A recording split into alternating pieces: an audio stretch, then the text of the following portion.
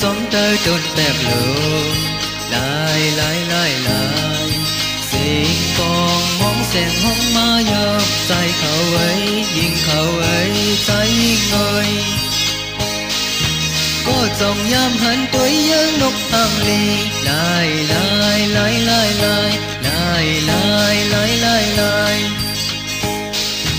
Trời tô tấm tin lặng trên ngàn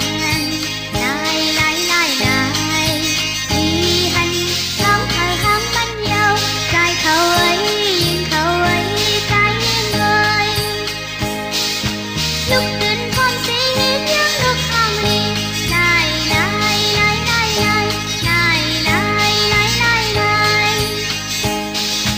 họp bên táng ta tay mời sương lại con cần khách dài khách hang lệ dài khẩu ấy nhìn khẩu ấy trái môi hơi giới khinh sĩ cắm nhớ lúc hàng ly lại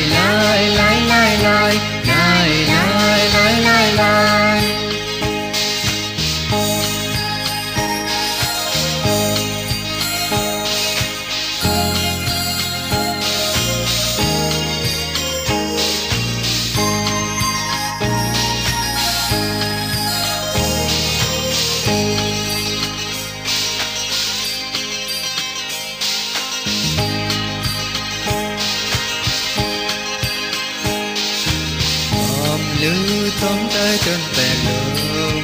lại xin con món sen hông má dao tay khẩu ấy nhìn khẩu ấy tay ngồi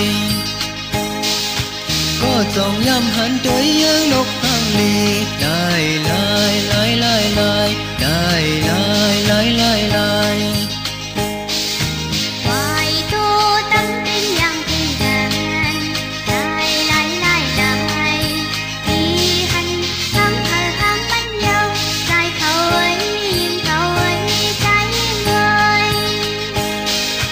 lúc tình con sẽ hiến những lúc hàng ly lại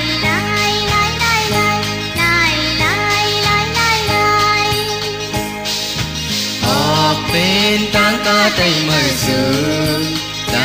lại